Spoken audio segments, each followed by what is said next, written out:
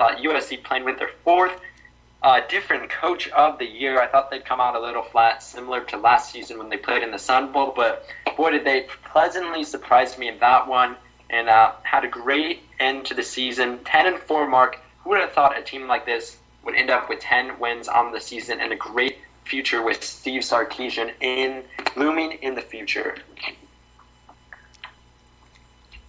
What? Oh, I'm sorry. Sorry, I just had like a weird moment in my speakers.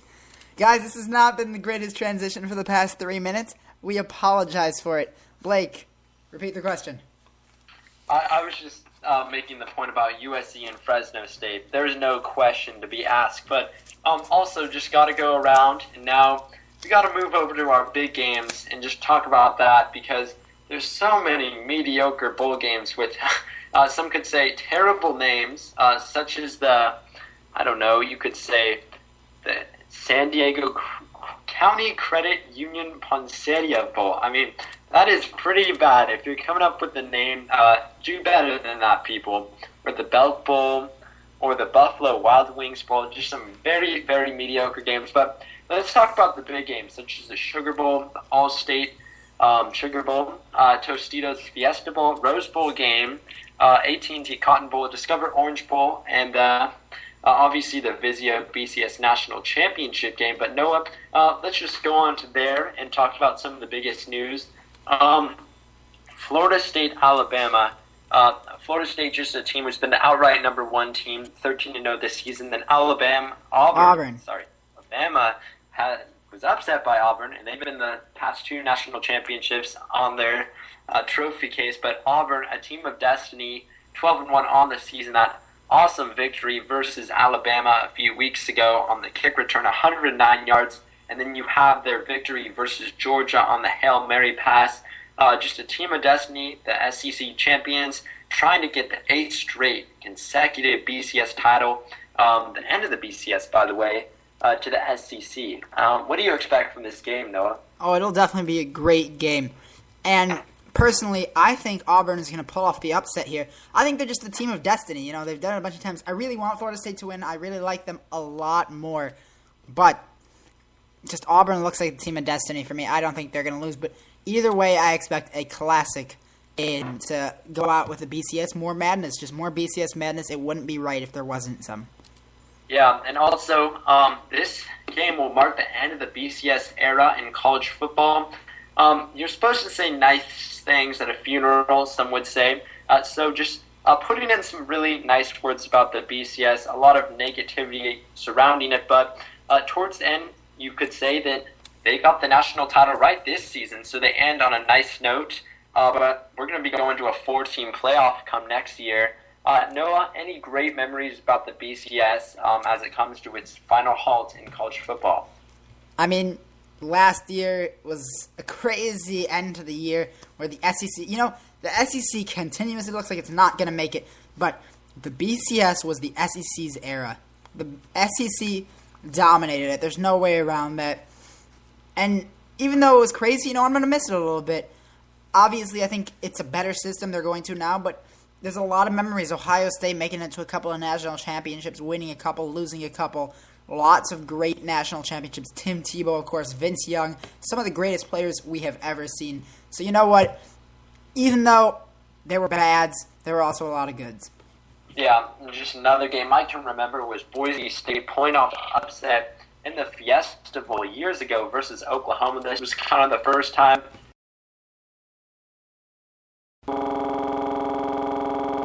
a game, and a lot of criticism had been attributed to the Fiesta Bowl organizers, but that game played out to be one of the best games I've ever seen in college football, and it opened the door towards a you could say mid-major, but that's an overused term in college basketball, but just not the bigger name programs. It's non-AQ. Non-AQ, there we go. And opening the door for them in college football to get in those big-time bowl games and consider them for maybe even national championships in the future with those 4 teams making.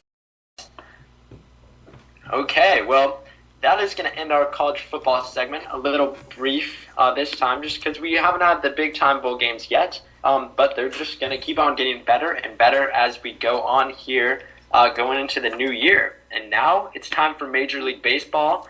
Noah's going to give us a little rundown on all the biggest news in baseball really quickly here. So Noah, I'm going to hand it over to you, and you tell me what's going on in the offseason.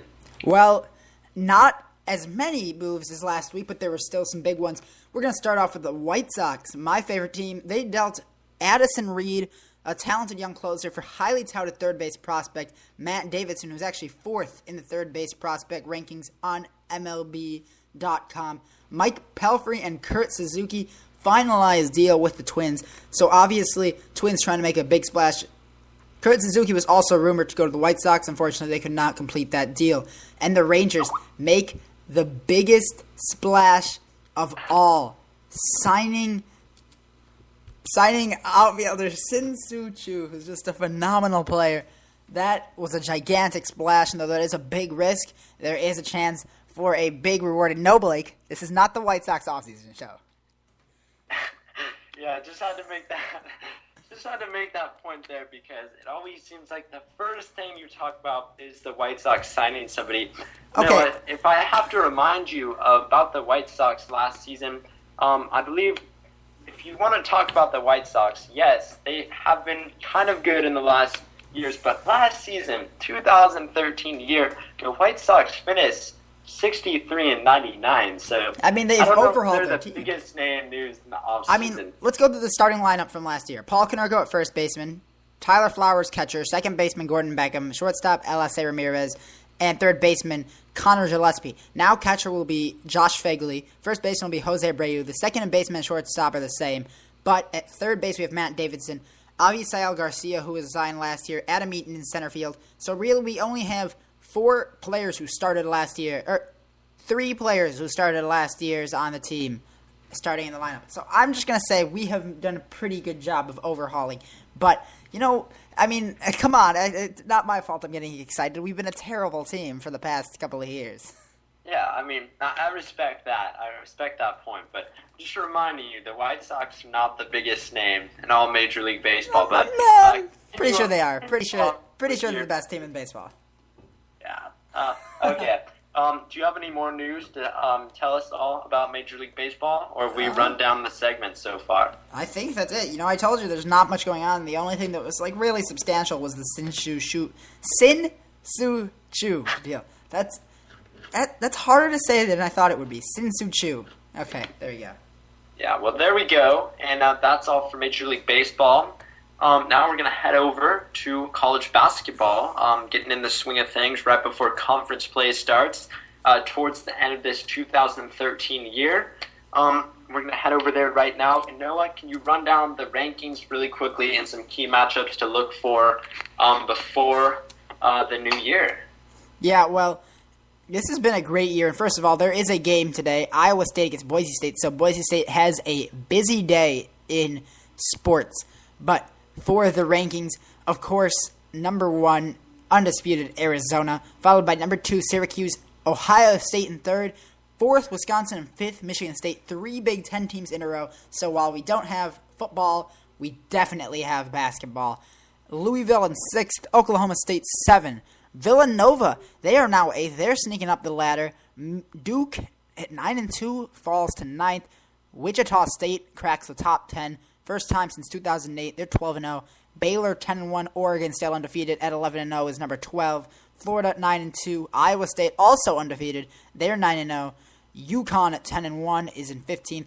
16th, Kansas. 17th, Memphis. Then Kentucky, who's just dropped so much. Disappointing start to the year for them. North Carolina lost P.J. Harrison this week. They are 19th. San Diego State in 20th, followed by Colorado, Iowa, UMass, who suffered their first loss to Florida State, Gonzaga, and in 25th, Missouri. Yeah, and that's our top 25 here. So many teams getting other receiving votes right now in the college football top 25. You could argue that the 20 through 25 rankings, all those teams could be substituted for the other teams that are close by, most notably Toledo, who have been undefeated so far yet, are still not in that top 25 due to playing some inferior opponents so far, but also Oklahoma, Illinois, and Texas, George Washington as well, all making their case to be in the top 25. So it's been a very, very tight season. We really don't know who are the contenders and pretenders yet, other than a few, most notably Arizona, Syracuse, and Ohio State, who are our top three teams, both undefeated. Also Wisconsin at number 4, 12-0. But I just have to ask you about another undefeated team who finally broke the top 10, and that is the Wichita State Shockers. This was a team that made the Final Four last season, did lose some key players, but they've gotten through the toughest part of their schedule. They're undefeated, and then they're going to go into Missouri Valley Conference play. And some people think this could be a team that could make a run for an undefeated regular season. Noah, what do you think about that? Oh, well, definitely. And I will be seeing them, actually. I'm going to go see them. They're coming to Chicago against Loyola, and I'm definitely going to go watch that game because it's going to be great to watch them led by, it's Cleanthony, right? Cleanthony Early. I think that's how his name is pronounced. Yeah, Cleanthony. That's a pretty great name. There are lots of great names in sports. Cleanthony Early has been phenomenal for them. They are a great team. Honestly, there isn't much standing in their way, and while their preseason schedule wasn't extremely hard, no top 25 teams, they did struggle through some of their games, but really, they have a great shot. You look at the teams they're playing, Missouri State at 9-2, maybe one of their bigger threats. Drake or Indiana State, really, for me, the biggest, but really, they do have a very good shot. I think it's very difficult, very unlikely, but out of all the teams, really, they have the best shot. Yeah, and now have to head over to other teams in the top 5, and that is 3 Big Ten teams. You have Michigan State, Wisconsin, and Ohio State. All of those teams are very legit. Michigan State spent a few weeks in the top spot at number 1 before they lost to UNC, but when it comes down to it, what do you expect in this Big Ten race? Conference starts pretty soon, and you have so many great teams, along with Michigan, who's been pretty bad to start the year. Iowa is ranked in the top 25 as well, but when it comes down to it, which of these 3 teams is going to win the Big Ten and why? Well, as much as I want to say Ohio State, being a fan, let me go why each team, first of all, will win. First of all, Ohio State will win because of their defense. Their defense is terrific. Not many teams can score on them. Just a phenomenal team all around. You look at Michigan State. They'll win because they have a lot of talent. Gary Harris, Adrian Payne, they know how to win games, and for that reason, they will win. On Wisconsin, I haven't watched them as much. They're not one of those teams that immediately pops up, but for me, it's their offense. They've got a great offense.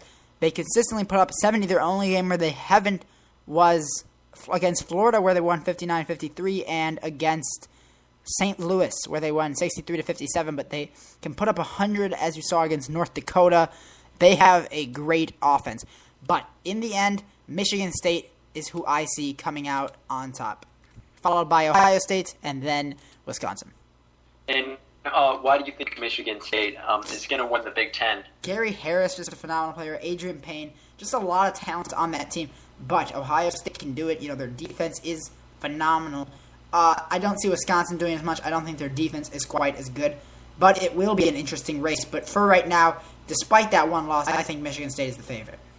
Okay, well, that is your Big Ten preseason for the conference, pre-conference.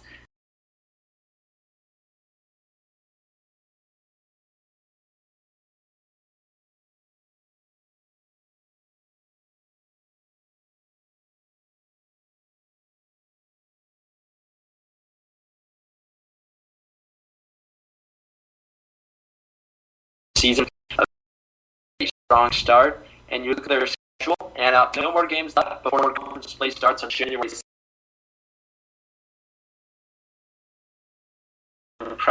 Arizona start so far with that number 1 spot. Aaron and a phenomenal freshman talent, along with Nick Johnson, who's been very, very hot to start the year, 16 points per game. What do you expect from them in the Pac-12 conference? Well, they're the best team in college basketball right now. But the Pac-12 showing a lot of talent, actually. And I think their only threat really is Oregon, but they also have a shot around the table. And so many pieces. Parksky, the big center, last year,